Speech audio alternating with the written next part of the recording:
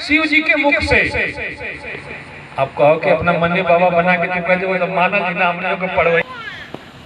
जब गंगा आई ब्रह्मलोक से तो गंगा की विशालता से रक्षा करने के लिए गंगा को शिव जी ने अपनी जटा में स्थान दिया है, तो जानते हैं सभी लोग ना। फिर शिव जी ने एक धारा एक जटा उखाड़ के भगीरथ को दिया कि लेके जाओ धरती पर, ये भी जानते हैं। लेकिन दूसरी गंगा भगवान शिव के मुख से निकली। अब रामचरितमानस राम कथा सबसे पहले शंकर जी ने लिखा और गाया। आप कहेंगे कि वाल्मीकि ने लिखा रामायण, तुलसीदास जी ने लिखा, ना सबसे पहले हम नहीं कर, तुलसीदास कह रहे हैं कि रची महेश निज मानस राखा। इसकी रचना किसने की? महेश। महेश को शंकर जी। रची महेश निज मानस राखा, पाई सुसमय शिवासन भाखा। और फिर जब सुंदर समय आया, मतलब सती से जब पार्वती हो गई,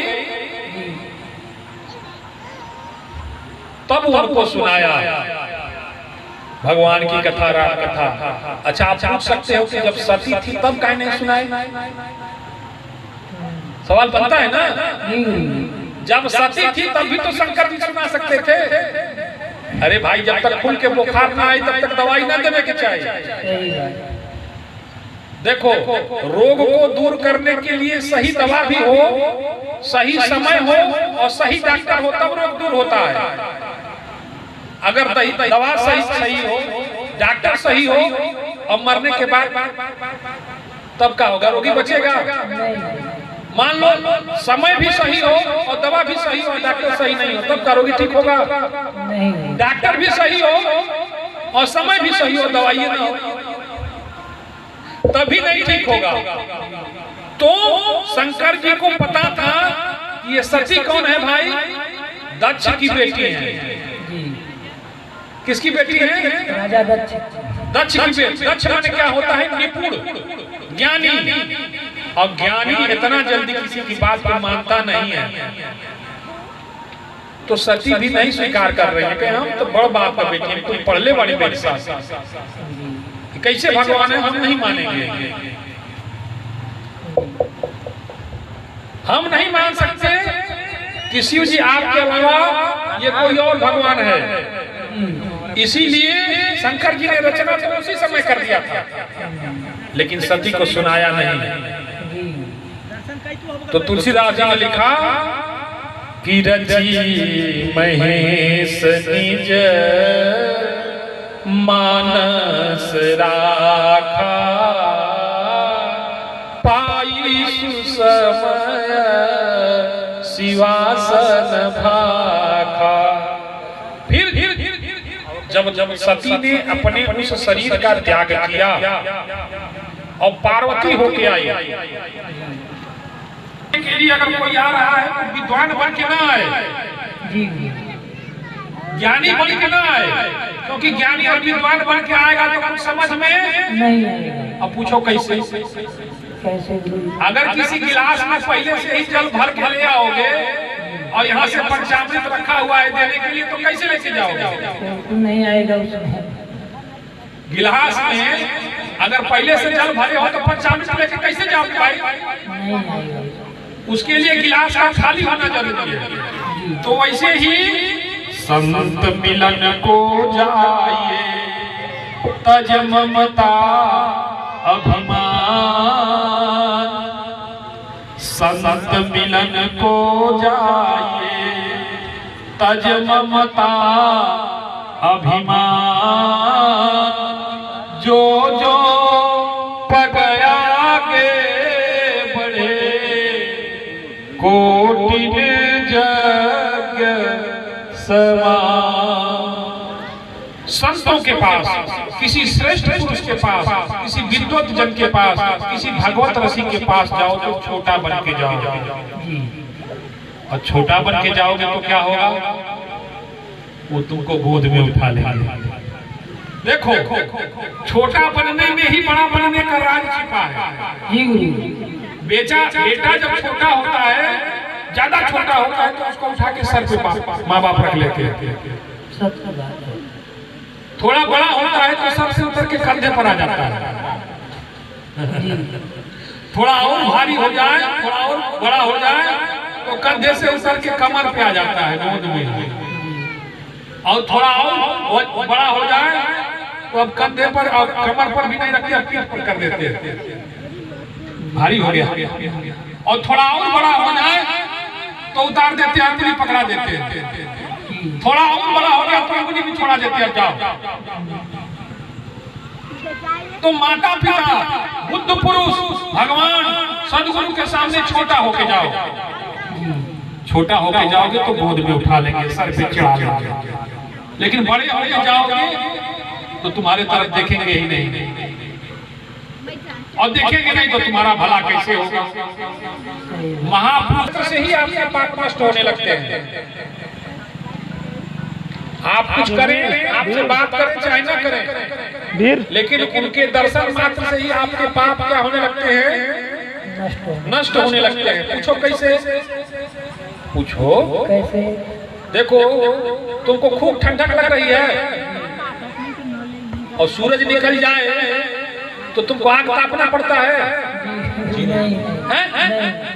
सूरज के ताप से तुम्हारे शरीर का तापमान अपने आप बढ़ जाता है। ठीक ऐसे ही तुम लाख पतित हो, पापी हो, अधम हो, निकृष्ट कर्म करने वाले हो, लेकिन किसी महापुरुष की दृष्टि तुम पर पड़ गई तो तुम्हारा पाप जल के भस्म हो जाता है। बोले सच्चिदानंद भगवान की जय। इसलिए राम नाम न दिया सुगम बही जाए, हेमा कोई कोई नहाए। राम नाम न दिया सुगम बही जाए, हेमा कोई कोई नहाए। राम नाम न दिया सुगम बही जाए, हेमा कोई कोई नहाए। कोई कोई नहाए, कोई कोई नहाए, कोई कोई नहाए, कोई कोई नहाए। राम नाम न दिया अगम बही जाए, एमा कोई कोई नहाए। राम नाम न दिया अगम बही जाए, एमा कोई कोई नहाए। आप कहे कि हमने का कौन जरूरत बा? राम राम करने से हम लोगों का क्या होगा? अरे काहे नहीं होगा, सबका होगा। अब सोच लो, जो सृष्टि के मालिक हैं ब्रह्मा, विष्णु और महेश, उनका भी इसके बिना काम नहीं चलता।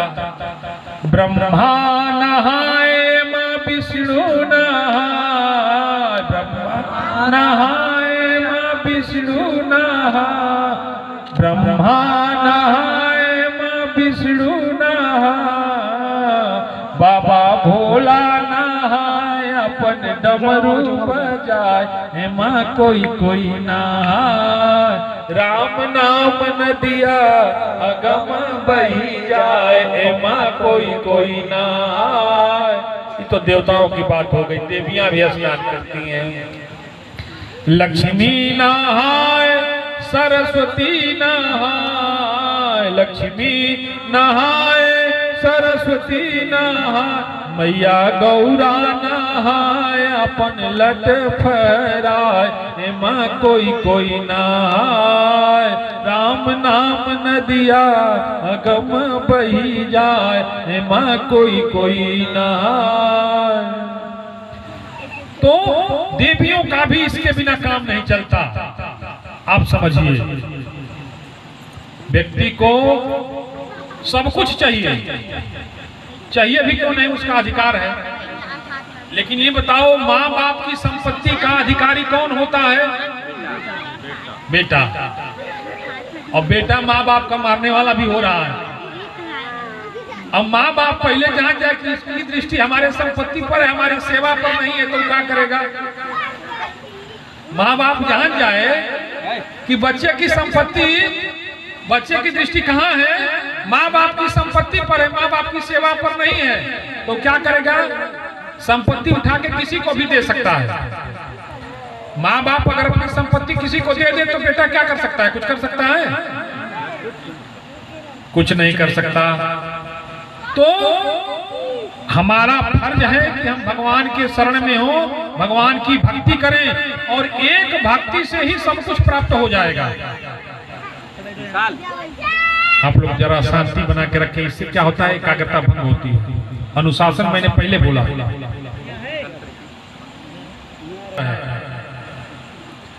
और आप भक्तजनों का ये पुरुषार्थ कहिए या भगवान की कृपा कहिए, नहीं तो ऐसे हमारा यहाँ पहुंच जाना, आप लोगों के सामने बैठ के सत्संग कर देना, ये इतना आसान ना समझिएगा आप लोग। इसको इतना आसान ना समझ लीजिएगा, लेकिन ये कुछ ना कुछ या तो आप लोगों का पुण्य रहा हो, या इस धरती का प्रताप रहा हो, या कुछ हमारा यहाँ से पुराना नाता रहा हो पूर्व जन्म का, कुछ ना कुछ तो कनेक्शन है, तो खींच के लाया है। और इस संसार में जो मिलन और वियोग, संयोग और वियोग जिसको बोलते हैं, संयोग और वियोग जो होता है वो ईश्वर के द्वारा निर्धारित होता है। अचानक कोई चीज नहीं होता, हर चीज के पीछे कारण है। अगर मैं इस गांव में आया हूं तो इसके पीछे कुछ ना कुछ जरूर रचना है भगवान। चाहे हो सकता है हम लूटने आए, चाहे लुटाने आए, कुछ ना कुछ तो है। तो कहीं कोई नहीं पहुंच सकता। तो या तो इस जन्म का संबंध रहा हो, या पिछले कई जन्मों का हिसाब किताब बाकी हो, वही हिसाब किताब बराबर करने आए हो। तो इस संसार में एक कार्य करके व्यक्ति को सब कुछ प्राप्त हो सकता है। अच्छा, अगर आपको सब्जी खरीदना है तो कहाँ जाएंगे? दुकान पर। सब्जी वाले क्या बोला? और कपड़ा खरीदने के बाद कपड़ा वाले के लिए। अच्छा, और मिट्टी का बर्तन खरीदना है तो कुम्हार के पास है, और पान लेना हो तो पान की दुकान के पास, और दवा लेना हो तो मेडिकल पे। माने एक एक सामान के लिए एक एक दुकान पर जाना पड़ेगा, तब न मिलेगा। इतना सामान है, इतनी जरूरतें हैं, तो अलग अलग जगह जाकर के एक एक जरूरत को पूरा करना पड़ेगा। हम कहें कि एक ही जगह तुमको सब मिल जाए तो नहीं, वो आसानी होगा कि घूम घूम के एक चीज बटोरना आसान रहेगा? नहीं, तो एक जगह मिलेगा तो ही आसान है। तो आजकल शॉपिंग मॉल में एक जगह, एक छत के नीचे चूसनी से लेकर कफन तक मिलता है। तो तुलसीदास जी भी कह रहे हैं कि ये दुनिया वालों, एक भक्ति के सहारे तुमको सब कुछ जो चाहते हो मिल जाएगा। दुनिया में तुमको जो कुछ भी चाहिए, एक भक्ति अगर प्राप्त हो गई। देखो, हम यहाँ आए हैं, 1 रुपया खर्चा नहीं है। बलिया से चले सुबह में बलिया थे, तो एक भगत हमको ले आकर के अपनी गाड़ी से, कार से गाजीपुर तक पहुंचाया।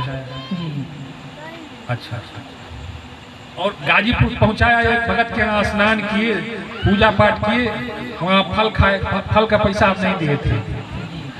और एक भगत जो है गाजीपुर से बस का किराया दे करके हमको बनारस भेज दिया। सोचो, 1 रुपया हमारा लगा नहीं। बनारस आए तो कुछ भक्त मिल गए, हमारे साथ एक और व्यक्ति था, तो कहा कि गुरुजी आज तो हम लोग नहीं जाने देंगे, 3 वर्ष बाद आपका दर्शन हुआ है। तो हमने कहा कि आज तो हम जैबे करेंगे, तो इसको छोड़ दे रहे हैं। तो वहां से वो टिकट करके हमको बस पे बैठा दिया, तो बनारस से मिर्जापुर चले आए बिना पैसे के। और यहाँ आए तो ये मोबाइल रिचार्ज किसी और ने किया है, हमने नहीं कराया। तो उसी बिना पैसा वाले मोबाइल से फोन कर दिया, तो तेल इनका जरा, इनकी गाड़ी पर बैठ के आए, दूध इनका पिए, माइक का पैसा थोड़े ना दिए। तो जो भगवान पर है उसकी सारी जिम्मेवारी भगवान लेता है। बालक जब माँ बाप पर होता है तो माँ बाप को चिंता होती है कि बच्चे को बुखार है, इसको डायबिटीज है, उसको क्या है, उसकी सारी जिम्मेवारी माँ बाप उठाता है ना, चाहे भले गरीब हो चाहे अमीर हो। गलती करे कि सही करे? बोलिए। नहीं, सही बात है। बाप के पास पैसा हो चाहे ना हो, लेकिन बेटा बीमार हो गया तो का बिना दवाई के मरता है? नहीं, कर्जा लेगा, ऋण लेगा, खेत बन की धरा जाए, भैंस बेचा जाए, गाय बेचा जाए, लेकिन बच्चे का इलाज कराता है ना। ठीक वैसे ही जो व्यक्ति भगवान पर हो जाता है, भगवान उसकी सारी जिम्मेवारी स्वयं ले लेते हैं। इसलिए तुलसीदास जी ने कहा कि भगति स्वतंत्र सकल सुख खानी, भगति स्वतंत्र सकल सुख खानी। सारे सुखों की खान, खान माने होता है खदान जी। खान माने खदान। अरे कोयला जैसे खदान से निकलता है, हीरा खदान से निकलता है, वैसे ही सुखों की खदान क्या है? भक्ति। तुलसीदास जी कह रहे हैं कि भक्ति स्वतंत्र सकल सुख खानी। सारे सुखों की खान है, लेकिन ये खदान कहाँ है भैया भक्ति वाला, कि दुनिया का कुल सुख मिल जाए? तो तुलसीदास जी कहते हैं कि बिनु सतसंग न पावई प्राणी, बिनु सतसंग न पावई प्राणी, भगति स्वतंत्र सकल सुख खानी। ये भक्ति कहाँ मिलेगी? सत्संग में मिलेगी। जब आप सत्संग में जाएंगे तो सत्संग में जाएंगे तो भगवान की कथा सुनते सुनते सुनते सुनते क्या होगा? भगवान के चरणों से प्रेम पैदा होगा, और भगवान के चरणों से प्रेम पैदा हो जाएगा तो आपके प्रेम से भगवान के हृदय में भी आपके प्रति प्रेम पैदा हो जाएगा, और भगवान का जब आपसे प्रेम पैदा हो जाएगा तो भगवान आपकी फिक्र करने लगेगा। भगवान क्या करने लगेगा? आपका फिक्र करने लगेगा।